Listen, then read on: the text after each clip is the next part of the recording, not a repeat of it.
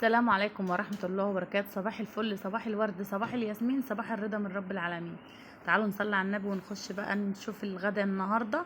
احنا عاملين قلب بقى، قلب تحفة، عاملينه بطريقة سهلة جدا، ممكن يتاكل بعيش او برز زي ما انت عايز.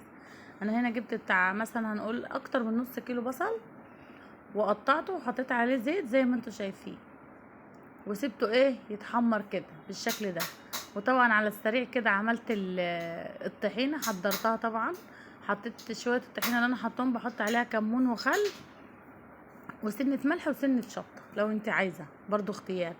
هنا حطينا بقى ملح وفلفل وكزبره وبهارات، ممكن شويه بابريكا، نتشة سكر، الملح ده والماجي بعدين.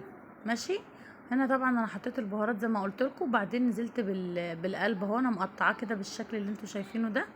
وكان في كمان شويه كلاوي قطعتهم برضو معاه. خلاص، وحطيتهم كده وسبتهم بقى غطيتهم عشان ينزلوا كل الميه اللي فيهم.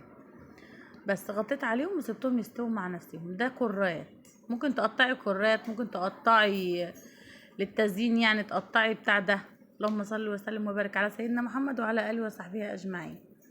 انا هنا حطيت بقى كانت خلاص دخلت في السوا، حطيت الملح وحطيت فص ماجي شوربه باللحمه، وحطيت بهارات لحمه مخصوص للحمه يعني، حطيتها على القلب ده. خلاص. وحطيت طبعا الملح. خلاص، هي كده يعني استوت. وبعدين طبعا زي ما انا قلت لكم، انا جايبه الكرات اللي هو بتاع الطعميه ده، انا بحبه جدا في الاكل عشان ازين بيه.